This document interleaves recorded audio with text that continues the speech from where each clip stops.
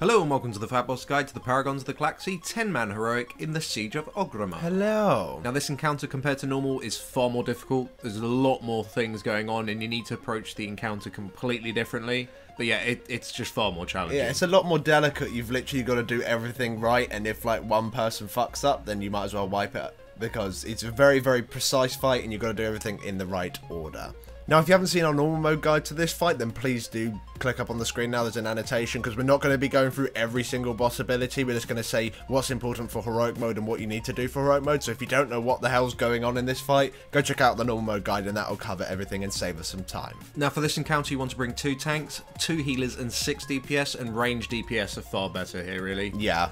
You could probably bring a melee or 2, but you wouldn't want to bring a lot. Surprise, surprise. So if you're just here for the kill order and then you want to leave, well, here it is. So you want to start off by killing Skeer the Bloodseeker, Rik'kal the Dissector, Korven the Prime, Hisek the Swarmkeeper, Xaril the Poison Mind, Kaz'tik the Manipulator, Iyyokuk the Lucid, Kaz'ril the Locust, and Kil'ruk the Windreaver. And that's how you butcher every single pronunciation ever. But yeah, that's the kill order. So if that's all you want, see you later. Hope we helped. But for everyone else who actually needs to know what you need to do at every single point in the fight, that's what we're going to do now. So right at the very, very start of the encounter, you'll have Skeer, Rik'kal, and Hisek. With Skeer, he'll do his tank debuff, which means you take extra damage from Rik'kal, so whoever is tanking Skeer cannot tank Rik'kal. And the same goes for Rik'kal, he still has his tank debuff that prevents you from tanking Skeer. So you need to make sure that you tank these two separately. Skeer will also still spawn his bloods, and they work the exact same way, they'll just move towards the bosses and heal them. And Rik'kal will still do his injection, which will spawn the parasites, unless you have active mitigation up. On heroic, he'll also turn people into a scorpion, where you can run around and do damage as a scorpion. And we'll talk about more about that in a second. And Hisek will still do his random AoE damage. He'll still do his aim, which is the knockback into the beam that everyone has to stand in and take the damage. And he has a new ability called Rapid Fire. This is just a volley of bolts that move out very, very slowly in like a ginormous circle. If you get hit by one of these bolts, it doesn't one-hit you, but towards the end of the fight, because you don't really kill this guy like until much later on in the fight, and obviously as each boss dies, the other bosses gain a damage increase, this eventually would one-hit you. And if you get hit by 2, then you're definitely going to get one hit. The way that you counter this ability is that you just make sure you stand far away from him at all times. And then that way, because it does move out in a pattern, the further away you are from him, the more room you have in that pattern to move through it and just avoid the ability completely. So what you want to do at the beginning of the fight when you pull the boss is that you actually want to bring Rik'kal down to 90%, even though you're killing Skeer first. You want to do this because the bloods that Skeer spawns will actually be going over to Rik'kal instead of over to Skeer. This makes it so you can like completely ignore the bloods entirely for the first set of bloods, and pretty much bring Rik'kal down to 90%, and then you just nuke Skeer. Just as Skeer's about to die, a new set of bloods will just spawn, but pretty much you can ignore them because they won't reach Skeer before he dies, and of course the other bosses will heal up to 100% health, because once Skeer dies they heal up and get their damage increase. So those bloods kind of become irrelevant entirely for that second set. So what you need to do is, if you have enough DPS, you'll be fine. If you don't have the DPS you can use stuns and slows on the bloods, so you can reach this sort of marker. Of course you will have bloodlust up at this point, and probably all your trinkets and your cooldowns and everything, so you shouldn't have too much of an issue with this. Now while you were doing this, you've actually got to make sure that you allow Rik'kal to do 1 injection on the tank, so he does spawn a set of parasites. Because now Rik'kal is turning people into scorpions, on heroic mode the only way you can get out of a scorpion is by consuming one of these ads, one of these parasites. You get a new button and you eat them, and then you're allowed to come out pressing that same button. And if you don't eat one of the ads and you're stuck in the scorpion form, you'll just die. Yeah, you just die. Eventually you just die. So that's really bad. When you do get turned into a scorpion, go munch one of the parasites and then come out of the scorpion. With the rest of the leftover parasites, you do not want to kill them just yet. More and more people will be turned into the scorpion, and they're going to need these parasites in order to do it, and you don't want to just kill them off because there's no need, and you're not going to get any more parasites because you can stop the parasites from spawning through active mitigation on the tank. So you get 1 set of parasites.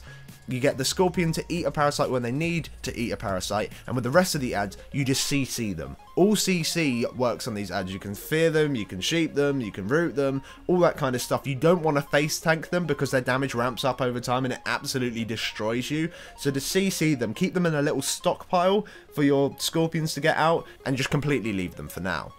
So while you're dealing with that, you'll also have to deal with Hisek's rapid fire, as we already spoke about. Just don't get hit from it, stand relatively far away, and because he is rooted in the middle of the room, you don't need to worry about tanking him in a certain direction or anything like that. He always just stands still, and he'll still be doing his aim. Now, aim on Heroic, really, right at the start when he doesn't have his damage increase, it's not a big deal. You could probably have 2 people in it and it wouldn't be a massive problem. However, later on towards the end of the fight, because you don't kill him off early, his aim starts to hurt a lot. And so really you want to have a minimum of 3 people in it, and towards the end of the fight, probably 4 people. And of course, if you can immune this ability, just immune it. If you have a paladin, like immunity shield, or you can ice block it, you might even be able to dispersion because that's such a big damage reduction. If you can survive it by yourself, then just do that because it's just less healing for everyone else to deal with. So once Skeer is dead, you of course get his buff, which is Bloodthirsty. Now you can pretty much give this buff to any DPS with high burst, because the buff makes it so that you'll be spawning these orbs, and when you run over the orbs, they heal you. But the orbs actually heal more the more damage you do. So if you activate this buff at the same time you're doing huge burst damage, then the orbs are going to heal for a shit ton. So really it's not that much of a big deal. This buff isn't like an intrinsic part of the heroic encounter or anything like that. Just use it on CD. It's just a nice little bit of healing, it's just a really. nice little help for your healers. And once Skeer is dead, Karos the Locust will then enter the fight. So at this point, you'll now have Rik'kal with his tank debuff and his injection. Make sure you use active mitigation so no more parasites spawn. And he will obviously still turn people into scorpions. So scorpions, make sure that you do go and eat the parasites that are left up that you're CC spamming, and obviously the boss will now have an 8% damage increase. As well, Hisek will have the 8% damage increase, will still do his random AoE damage, will still do his volley, and will still do his aim. Now Karos will just run around the room and just stun people. Fucking annoying as shit. Yeah, like with his whirling, that flash ability. You just need to make sure you avoid it. If you do get stunned, it may not kill you. You're going to need spam healing, but you can be comboed by other abilities because you're just frozen on the spot and you can't do shit about it. So just move from it. He'll also spawn the amber puddles. He'll run off up to the top and he'll throw them down. Now, he'll only ever throw these underneath players, so when he does disappear up, it's important that players move towards the sides of the room, or towards areas of the room that you're not going to be using for the rest of the encounter. Well, for the next 30 seconds, because the ambers last 30 seconds. As soon as you see the animation under your feet, the little bubbling orange shit, just immediately move away. These puddles do so much damage on Heroic, they like borderline one hit, so just do not get hit by them under any circumstance. Just make sure that you have the room as clear as possible. As well as you're actually going to be keeping Karos up for pretty much the rest of the fight. He's the next to the last boss you'll kill, so as long as if you can get the amber patches just right and you can keep that going for the rest of the fight, then you'll absolutely be fine by him, because I think at the end he has like a 48% damage increase or something stupid like that, so he's really going to hurt. So you got to learn how to do these patches, but otherwise nothing more. Move from shit with him. That's pretty much it. At this point in the fight now, you want to be killing Rik'kal. Those parasites are just a pain in the ass. People being turned into scorpions, and if you have too many scorpions and you won't have enough parasites, and then people are going to die inside the scorpions, just get rid of Rik'kal. He's a pain in the ass. Make sure that you do continue to eat the parasites if you do get turned into a scorpion, and so once he does die, then finish off the rest of the parasites. That's when the point you'll be killing off those parasites. There shouldn't be too many left over because you'll be eating them as a scorpion, so just make sure you get rid of them very, very quickly. Now when Rik'kal does die, you do have the option to get the Mad Scientist buff. Just don't bother. I mean, it's very situational. It's only good.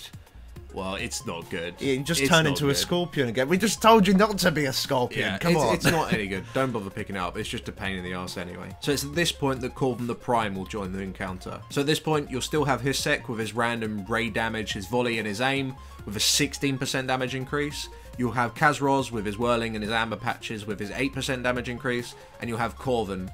Korven obviously has the encase in amber. Note that this cannot be killed at all on Heroic. We'll talk about that in a second. And he has his shield bash, which is the tank stun. And on Heroic, it also applies a stacking dot.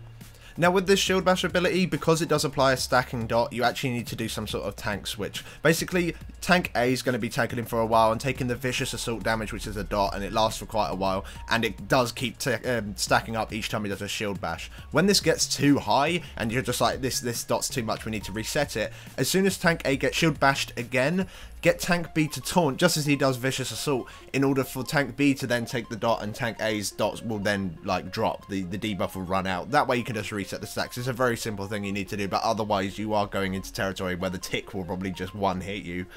So yeah, you got to be very, very careful. Now on Heroic, because you cannot kill the Encasing Amber, well you can, but you have to kill Locust and get his buff, but you don't want to kill Locust yet. Yeah, it's Locust is just easy. It's too early to kill Locust. So you have to bait the Amber so that the Amber goes on a mob that you don't want to kill.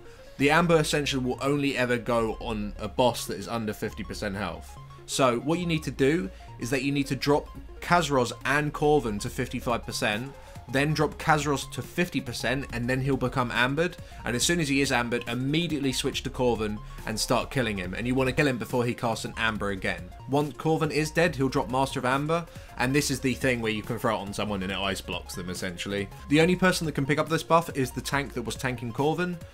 So make sure you do pick that up, because you'll be using this later on the Mesmerize, on the little Kong Chong ads that spawn around the edges, and we'll talk about them when we get to them. Now at this point in the fight, Iyyokuk the Lucid comes in.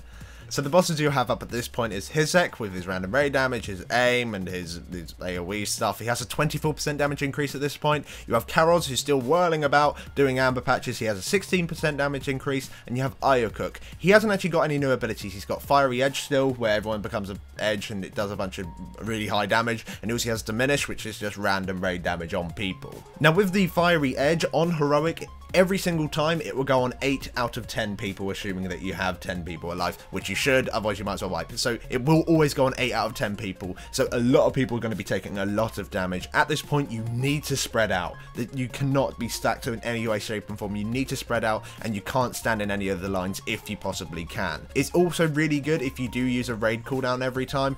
Maybe in this early sort of stage you don't necessarily need to, but Iyyokuk is actually going to be up for quite some time, so you will be getting damage increases, so you may want to stay with some of your raid cooldowns. You might want to hold them off a little bit, but otherwise you want to use raid cooldowns in order to minimize the amount of damage you take at this point, because it really does hurt and everyone gets hurt. At this point you now want to switch to Hisek, because a 24% damage increase on aim, it can start looking at one-hitting people if like there's not enough people stacked up. So really you need to get the guy out of the way now. Now when he does die, the buff he'll give is the compound eye. You just want a DPS to pick it up and just use it on cooldown. All it does is just increases the damage that the target takes by 15% for a little while. So just make sure that when you do get it, just use it on cooldown on whatever boss you're supposed to be killing. Also, yeah, if you can give it to a ranged DPS as well, because of course it does more damage the distance it travels, so you might as well get what you're like the worth out of it. So just throw it on someone who's going to be able to use it on cooldown, as well as communicating with the raid team when that boss is taking that 15% damage, because they might want to use their cooldowns at the same time. Yeah, you could align cooldowns or even pots. So yeah, you want to keep that in mind. And it's at this point that Xaril the Poison Mind will join in.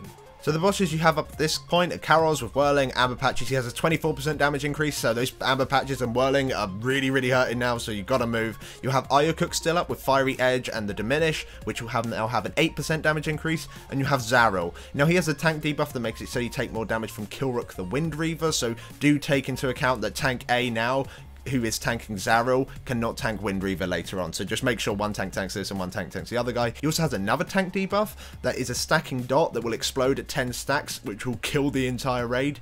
However, once again, active mitigation will make it so this can't be applied, so you can chain it in order for the stack to drop. So make sure you do that. But the main thing that has changed with Xaril is that all of his catalyst explosions have completely changed. Now Xaril will still give the players the red, yellow and blue debuff. However, when he actually decides what catalyst to explode, it will no longer be just a red, a yellow, or a blue. It will be either an orange, a purple, or a green. And obviously, whatever your colour is that goes into making that colour, that's how you'll be affected. Yeah. However, the effects are different. Yeah, it's exactly the same like the gems work. So orange affects red and yellow, and purple, red and blue.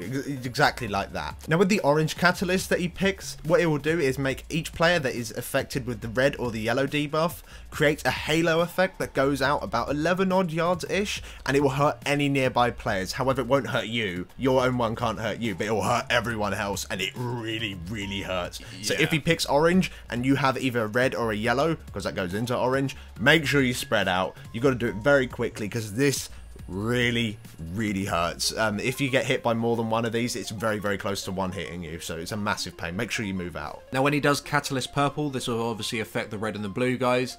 Now This is a bit strange. What it does, it forces you to run forward. You can still turn. Yeah, you can still turn. You can still turn, but it forces you to run forwards, and you can't like backpedal or strafe or anything. You are just forced to run forwards. Now, as you are running forward, it does leave like a path of fire in your wake, and the fire lasts for 40 seconds. However, you're only forced to run forwards for like 5 seconds. Now, this doesn't sound too bad and sounds like it's something that you can deal with pretty easily. The problem is that this can happen to tanks. Now, as I'm sure most of you know, if a tank can't strafe or turn, he's just going to have his back to the fucking boss for these full 5 seconds, which means he's not going to be dodging parrying, he's going to get absolutely destroyed. So if this does happen to you and you are a tank, make sure that you do use a cooldown, and for everyone else, just make sure that you don't kite fires over each other, and just try and be as safe as you possibly can. Now the last catalyst is the green catalyst, and now this will affect the players with the blue or the yellow debuff. What this will do, it will spawn some fog near you that kind of follows you around really slowly and generally kind of wanders around, and basically if you get hit by it, it hurts a lot. Each time you do get hit by it as well, you get a stack that increases the amount of damage you take from this every time you get hit, so just don't get hit by it. It's very, very slow, and it's very, very easy to move around from. It does wander around a bit sporadically though, so you might find it difficult to like read where it's going, but overall this is like a really, really easy one. Just make sure you don't get hit by the green fog and you'll be absolutely fine. So what you want to do with all these new catalysts is you want to get them the fuck out the fight as soon as possible. Yeah. They are so painful, especially purple on tanks. That's like the worst thing ever. Yeah, even though Xaril has just come into the fight and he has no damage increase, he's just an absolute pain, so you just want to get him out the way as soon as you possibly can. And you need to make sure that you continue to place your amber patches at the side and move from the whirling, obviously, because they're still up, as well as the damage increases that they have. And obviously, you still want to spread for the fiery edge. Yes, but that's essentially all you do for this point, but you just want to get Xaril the fuck out of the fight. So when Xaril does die, the buff that he does drop is Vast Apotherical Knowledge, and this is just terrible. It's the healing one that you place on any player, and then it absorbs all the healing you do for 10 seconds and explodes. It's not needed in this fight anywhere. Yeah, it's not. It doesn't even help really in any scenario. Maybe for aim or something like that, but even then, no, not really. He's not even up. So yeah, it's terrible. And at this point, Kaz'tik the Manipulator will join the fight. So you'll still have Karos whirling around, throwing his amber patches with his 32% damage increase. Just don't get hit at this point. It's really starting to hurt. Yeah, don't get hit by him. You'll have Iyyokuk with his Fiery Edge and his random damage on the raid. This has now got like a 16% damage increase, so when he does do his Fiery Edge, you need to use a cooldown for every single one. You need to work out a rotation of when you're using Aura Masteries, when you're using massive healing cooldowns, because you need to do them now. And the new boss added to the fight is Kaz'tik. He still has his Mesmerize, which will drag a player towards one of the Conchongs, and obviously if the player reaches it, they're dead. Yep. And the Conchong goes mad and starts eating everyone, and he'll still do his Sonic Projection, which is his frontal cone AoE bullshit that you can actually move from. It is a projectile, so you can move from that. So what you want to do, you need to get Kaz'tik out of the fight. The Mesmerize and the Mind Control is too much of a pain in order to deal with the other abilities as well. So say you got Mesmerize and you're running through an Amber patch for 32%. It's just horrible, Lawrence. You need to get rid of it straight away. With the Mesmerize, with this Amber encasing that you got off Korven the Prime, this is where you want to use it. You want to be able to use it on the people that do get Mesmerized in order for them to stay there. You do actually have a choice at this point. If you want, you can just Amber encase them, and if they are far away enough, the duration of the Mesmerize won't be long enough for them to get there, but the Conchong will turn into a mature Conchong at this point. If the full duration goes off, the little Conchong will go crazy, and you have to tank him, pick him up. If this does happen, make sure as a DPS and a healer you move away from it, as the aggro table when it spawns is really, really weird. It kind of focuses people, and then after a while, then tanks can pick it up, so do make sure you move away from him. And if this does happen, make sure you do pick it up and you kill them. They do have a frontal cleave as well, so DPS do make sure if you're in melee that you don't get hit by this, because it will really, really hurt. However, if you can also Amber encase the mesmerized target and do 30% of the little Conchong's HP before the cost is over, they will remain as a little Conchong. So you can make that decision if you want to. If you want to continue smashing your face into Kaz'tik in order to get rid of this mesmerize as soon as possible, then you may want to leave that person in the mesmerize for that full duration. You can do that, or you can do the other other way. It doesn't really matter too much, as long as you deal with it either way. Now, one thing to note with the Sonic Projection is that he will always fire it at the tank, so just don't stand near the tank, it's as simple as that. And the tank can actually avoid the ability completely if he wants to. He also can stand in it for vengeance, why the fuck not? It is actually quite difficult to avoid as well, so most of the time it's not worth trying to avoid it, because you'll probably end up missing something else that is much more important. So it's probably just worth taking the damage, and it isn't doing a huge amount at this stage because he hasn't got any damage. It multiplies, and it won't be doing any damage because he is going to die. Now, when he does die, he'll give the buff the Master of Puppets. Now, anyone can pick up this buff, and to be honest, it's a little bit shit, but you can just use it whenever you want. It'll just spawn an ad that will help you. I think it does like 3k DPS or something. It's just a hilarious damage increase that's completely irrelevant. But you can pick it up if you want to, but it's not needed for the heroic encounter. So at this point, this is when Kil'ruk the Windreaver will join the fight, and this is where you'll have Kaz'tik with his 40% damage increase now with his whirling and his amber patches and all that shit. You'll have Iyyokuk with his fiery edge and the random AoE damage with a 24% damage increase. This is where you really want to have fucking cooldowns, because now it really starts to fucking hurt. And obviously Kil'ruk himself. Kil'ruk still has the tank debuff from normal, which means you take more damage from Poison Mind, but he's dead, so it doesn't matter. However, of course, the Poison Mind tank who was tanking Poison Mind can no longer tank Kil'ruk, so make sure that you do have those separate tanks. You still need to make sure that you don't fuck that up. He'll still do Death from Above. Make sure you move from it. You need to be very, very quick when you move from it, because it is fucking quick. And of course, he'll still cast his Gouge on the tank, which is then followed by his Mutilate. This just hits really, really hard. This is where you just want to chuck a couple of heals in your tank. Just make sure you keep an eye on it, healers. Make sure you look at your tanks, and tanks, make sure you have some sort of DR up when it comes in. Now, he does actually have a new ability as well called Reeve. Now, this is pretty much exactly the same as Blade Tempest from Blade Lord Tyak in the Heart of Fear heroic encounter, where he just spins around and you get dragged in, and if the closer you are, the more damage you take. So you've got to make sure that you are far away from it. However, you do need to stay in range of healers, because there is a crossover point that you can possibly get where Iyyokuk will do his fiery edge while Kil'ruk does his Reeve. You need a cooldown for this point. It does so much damage, so you've got to be really, really careful. Tank who is tanking the bosses, make sure that you do use some sort of active mitigation or cooldown at this point, because there is a lot of raid damage going out. So it's at this point where fiery edge has just become quite an issue, and his damage is ramping up on it's just too high. So you need to get him out of the fight at this point. Now, when you do kill him, the buff he drops is ingenious, and this is the buff where it makes it so when you heal one target of one particular class, it'll heal the other class as well for like half the amount or something. It's not even that great for 10 man, really. If you have like 10 warriors, go for it. Yeah, if you had 10 warriors, it'd be okay. Actually, no, probably 10 paladins. 10 paladins. That would actually work. But either way, it's terrible. Yeah, don't worry it's not that about great. it. You don't even need to worry about it. Just pick it up for the lulz if you want to. So at this point, you only have Carol's up. Well, I say only. He has a 48% damage increase, and he's whirling and amber patching. If you do get hit by anything at this point, your whole guild will shout at you because you're near a kill for one, and you're going to insta-die, and it'll just be terrible. Because the enrage timer on this fight, if you fuck up at any point, you're going to completely wipe. So make sure you still move from all that kind of stuff. And Kil'ruk, of course, is doing the exact same as he was, except he's got an 8% damage increase.